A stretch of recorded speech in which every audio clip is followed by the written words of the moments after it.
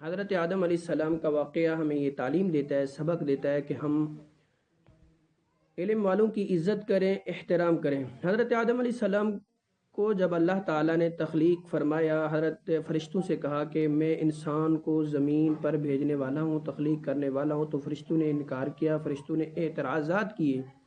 تو اللہ تعالیٰ نے فرمایا جو میں جانتا ہوں وہ تم نہیں جانتے۔ تو حضرت آدم علیہ السلام کو اللہ تعالیٰ نے کچھ چیزوں کے نام بتائے، کچھ چیزوں کے نام سکھائے۔ فرشتوں کو بلایا گیا، حضرت آدم علیہ السلام کو بلایا گیا، فرشتوں سے پوچھا گیا ان چیزوں کے نام، تو فرشتوں نے انکار کیا کہ اللہ ہی جانتے ہیں، ہمیں کیا معلوم، ہمیں تو بس وہ معلوم ہے جو اللہ تعالیٰ نے ہمیں سکھایا ہے۔ حضرت آدم علیہ السلام سے اللہ تعالیٰ نے فرمایا، حضرت آدم علیہ السلام نے سب چیزوں کے نام بتائے۔ اب حضرت آدم علیہ السلام کے پاس فرشتوں سے زیادہ علم تھا، تو حضرت آدم علیہ السلام کے پاس علم ہونے کی وجہ سے اللہ تعالیٰ نے فرشتوں سے کہا کہ آپ حضرت آدم علیہ السلام کی عزت کریں، احترام کریں۔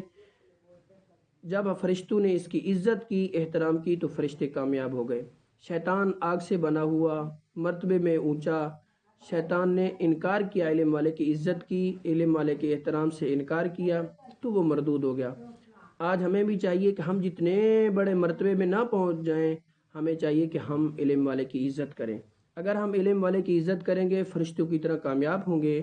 اگر ہم علم والوں کو گالیاں دیں گے، ہم اپنا تکبر اختیار کریں گے، گالی گلوچ، ان کے ہر کردار پر نظر رکھیں گے، برا بھلا کہیں گے، خسارے میں جائیں گے اور ہم ناکامی کی طرف جائیں گے۔ نبی کریم صلی اللہ علیہ وسلم کی حدیث ہے، العلماء ورثۃ الانبیاء، عالم انبیاء کے وارث ہوتے ہیں۔